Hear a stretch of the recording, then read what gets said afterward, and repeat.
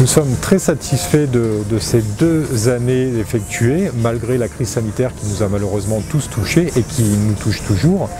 Malgré cela, nous restons très positifs car nous avons vu l'évolution de notre établissement et l'évolution de la fréquentation toujours aussi importante, car nous sommes au bout de 2 ans, nous sommes à près de 370 000 personnes qui ont visité l'établissement, ce qui correspond à peu près à 500 visites jour. Donc c'est très positif pour le casino, pour nous-mêmes et pour les Sanariens. C'est un succès puisque ça fait maintenant 8 mois qu'on est premier casino du Var. On est très satisfait de ça parce qu'on voit que l'investissement a porté ses fruits, surtout pour les Sanariens. Alors pourquoi on est premier casino du Var? C'est non pas que par l'investissement, c'est aussi l'investissement humain. Parce que nous, on parle de l'investissement financier, mais ce qui est très important pour nous dans le groupe Viking, c'est l'investissement humain. Nous, c'est très important. La satisfaction clientèle, l'amour du client et le respect du client. Voilà. C'est aussi pour ça que je me permets d'en parler, parce que l'investissement financier et humain est très important pour nous.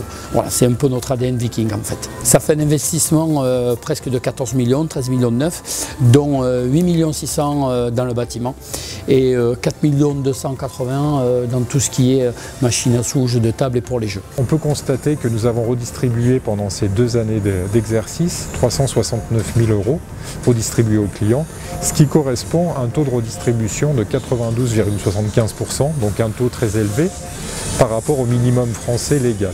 Sachez qu'en France, le minimum de redistribution sur une machine à sous, il est de 85%. Suite à cet investissement, vous savez que le casino, quand on arrive, c'est un appel d'offres qu'on a remporté. Et en définitive, ce casino, maintenant, il appartient aux Sanariens. Dès qu'on a ouvert, en fait, on a remis les clés à Monsieur le maire. On lui a dit, Monsieur le maire, vous êtes chez vous.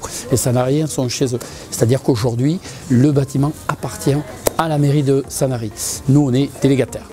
Nous avions au départ, c'était une obligation avec notre cahier des charges, d'être certifié ISO 9001, comme la mairie de Sanary. Donc nous sommes allés dans cette politique et dans cette certification, et nous avons été certifiés en février 2020, donc c'est très récent, le premier casino français certifié ISO 9001, ce qui nous a apporté une qualité de travail, une qualité d'organisation. Nous avons mis en place beaucoup de points de contrôle pour nos collaborateurs et nous-mêmes la direction. Nous faisons très régulièrement des enquêtes de satisfaction, des visites mystères, toujours pour se remettre en question.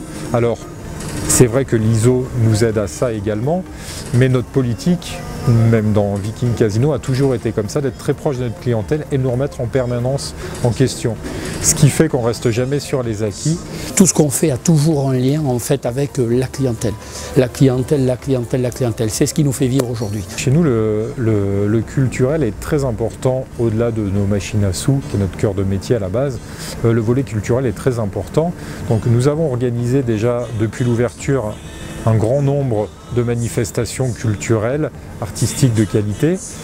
Cette année, en plus de faire des coproductions comme nous avons fait en 2019-2020 avec la mairie de Sanary, nous mettons à disposition nos locaux et le Théâtre Gali organisera plus d'une dizaine de spectacles dans notre établissement tout au long de la saison. Donc je vous invite à regarder sur notre site internet.